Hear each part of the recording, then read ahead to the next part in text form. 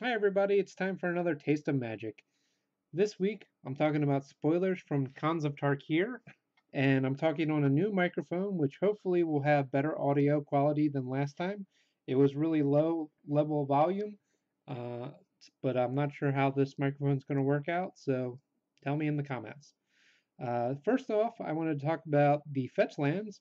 Last time we were saying that maybe they were going to be reprinted finally from Onslaught, the original friendly color fetch lands, and they are going to get reprinted finally. After about 12 years, they are finally getting reprinted. And so they will be legal in modern, they will be legal in standard for a little while, and they are awesome. There's not a lot else to say other than get your copies as soon as you can because they are probably going to be really expensive right out of the gates, and the prices probably will not go down. So, other than that, there are some other cool lands.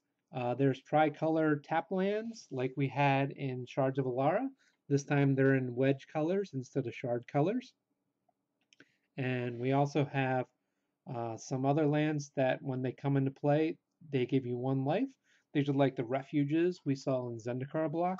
This time we're getting all 10, and they all have new names because the refuges were all named after places in Zendikar, so they had to give all new names. These are the common lands. I assume they're going to have so many different color lands just to help out the limited formats so that you can cast all your spells because it proved to be a little bit of a problem in Shards of Alara getting the right mana. Other mana things we have are banners. The banners are basically like the clue stones that we saw in Dragon's Maze. You can tap them for one of three colors this time, and you can still tap and sack them to draw a card. This time it's a little bit more expensive to tap and sack them. You have to pay one of each of their colors to do it. Other cards that are pretty awesome we have to talk about. There's a new Sarkhan, and he can turn into a dragon now. We've seen Sarkhan turn into dragon in comics and also in the form of the dragon from the Vault's Dragons version of the artwork. So it's pretty cool that he actually can turn into a dragon now. He doesn't make dragon tokens this time around, but the fact that he actually becomes a dragon is still pretty cool. Sarkhan is from Tarkir, which we found out before, and so we knew he was going to be here. Sarkhan's been having kind of a rough time for a while. He was working for Nicobolus for a little while because he thought Nicobolus was the ultimate dragon and he should follow him. But Nicobolus kind of has been mistreating him. He sent him to the Eye of Ugin during the Zendikar story block, and while he was there, Sarkhan basically Sarkin started hallucinating that he saw the corpse and spirit of Ugin, and Ugin started talking to him. Then later, when he talked to Nicobolus about it, Nicobolus said that he knew where the spirit dragon was because he put him there and he killed him. So now we found out that indeed Nicobolus did kill Ugin, and he killed him on Tarkir about 1,000 years ago, and that is one of the reasons that all the dragons died out is because Ugin was not around anymore.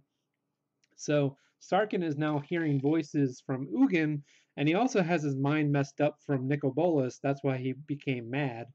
And so he came back to Tarkir because of all the voices in his head. And so he managed to find the resting spot for Ugin.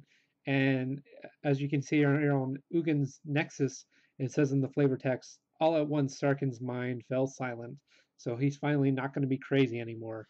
And he's got his life back on track, and he's going to probably go back in time during the second set. Another planeswalker that's here on Tarkir is Sorin.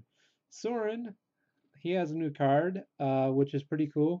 It has a lot of similarities to Sorin, Lord of Innistrad. The his +1 ability is similar to his emblem last time, and his -2 ability makes vampires again, but now he makes slightly bigger vampires and they fly instead of having lifelink. And then his final ability, you get an emblem that makes your opponent sacrifice things during their upkeep, which is pretty cool. So Sorin, you probably remember from Zendikar, he helped to fight against the Eldrazi.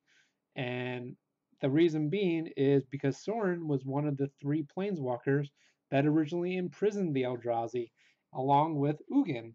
So Soren is also looking for Ugin, except when he gets there, he finds out that Ugin's dead, and Soren didn't know this before. So you can see on Bitter Revelation, he talks about how many worlds will join Ugin in his tomb, because without Ugin, he's going to have a really hard time imprisoning the Eldrazi again. So we think that maybe Soren and Sarkhan are going to team up, go back in time, and save Ugin from getting killed by Nicobolas. So as you can see here, this is the image that we have for the next set, which is Fate Reforged. We have Sarkhan, and in the background it looks like Ugin. And we also have a picture of Ugin as the spirit dragon, looking all spirity. He's all blue and green. He's got wings that all have feathers, and he has really wide horns. His horn shape is very different than Nicobolas, and also he has kind of a frill around his neck, so it looks kind of like a hooded cobra. Um, so it looks pretty cool. Also, all of the clan mechanics have been revealed so far, and so there's 5 of them, one for each of the clans. The first one is Abzan. It's Outlast. You get +1/+1 counters, but it does require you to tap the creature. So it's similar to the level up mechanic, except you're only getting +1/+1 counters. But since you can keep doing it forever, your creatures can keep getting bigger and bigger and bigger. And also, a lot of Abzan creatures give some kind of bonus to other creatures with +1/+1 counters. Next is the Mardu, and theirs is called Raid. It's similar to Morbid in that it checks to see if any creatures have attacked so far. So a lot of these things are creatures you want to play during your second main phase to get some kind of extra bonus, or spells you don't want to play during your second main phase to get an extra bonus, do extra damage. There's a bird that gives you an extra copy of itself. There's all kinds of interesting stuff with that. Next up is the Teamer, and their ability is similar to the Naya mechanic that was in Shards of Alara, where it looks to make sure if you have a bigger creature.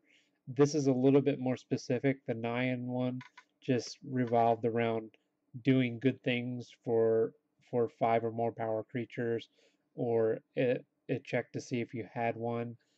This one is more like Morbid, also like Raid, where it checks to see if you have the 4+ power creature. So it's a little bit easier to get a 4+ power creature. There's also going to be bears that are 4/4s, so there'll be a little bit more creatures that are bigger and can possibly get you that bonus.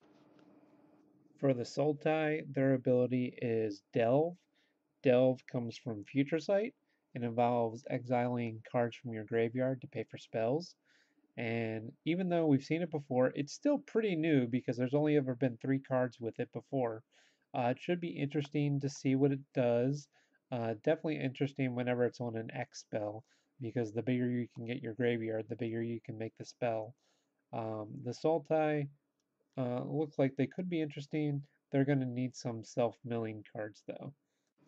The final ability is for the Jeskai. It's called Prowess. Uh, and Mark Rosewater has been talking for a little while about how red and blue need some kind of shared combat mechanic, and this could be it.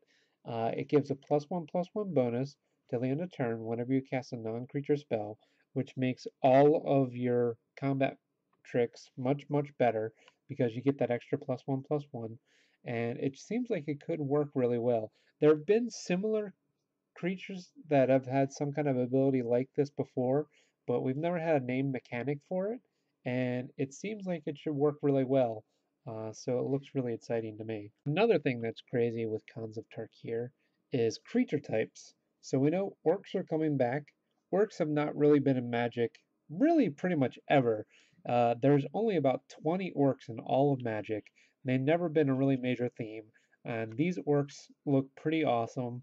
Zergo Helm Smasher, he was like one of the first uh, one of the first spoilers that we saw. But other than that, there's all kinds of crazy creature types. There are hound people, so there's hound soldiers. The Avens are back, so there's bird people. There's weird goblins that are all furry. There's elephant people again. We haven't seen them probably since Scars of Mirrodin. Ogres are back. Ogres have never really been that big. Djinns are back, and it's been years and years since we've seen a djinn. And also, their best friends, the Ifrits, are back, and they're both pretty much in the Jeskai.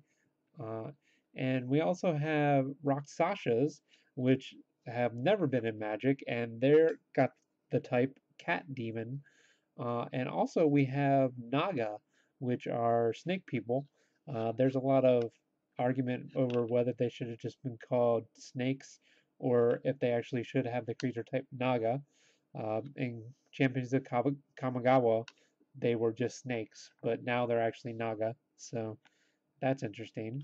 I also just wanted to take a second to talk about one card in particular, which is Hardened Scales, which gives you an extra +1/+1 counter if you get any +1/+1 counters. And I think that this card has some kind of awesome interaction with Gave, Goros of Spores. So I think this could be a really cool commander interaction.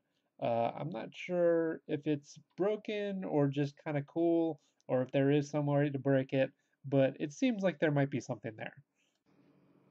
Finally, I was just going to touch on a couple random things. One is about Morph. So, Morph on Tarkir is an ancient dragon magic that encases monsters in a colorless shroud. So, I have a theory that Ugin actually invented morphine on Tarkir because it deals with colorless magic. We know from things like Ghost Flame that Ugin is very good at colorless magic. That's one of the reasons he was good at fighting the Eldrazi, is he could use colorless magic against them. So I wonder if Ugin actually invented the morph mechanic on Tarkir. And so the other random thing is we know this is a time traveling block, and we know that the second set, they're probably going to go back in time. And I'm wondering if that means that we're going to see dinosaurs because we're going to see prehistoric monsters. And Mark Rosewater has talked about how there's not a lot of mechanical room for a set that cares about vanilla creatures or basic land matters, that kind of stuff.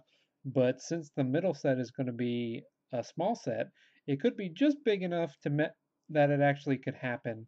And since it'd be so generic, it could actually play well with the first set, which is about wedges, and the third set, which is about something completely different, and it could draft with either one of them fairly easily. So that's it for today's Taste of Magic. Thanks for watching. If you have any questions, comments, criticism, feel free to leave them in the comment section and tell me how you think this new microphone worked. And I'll see you next time.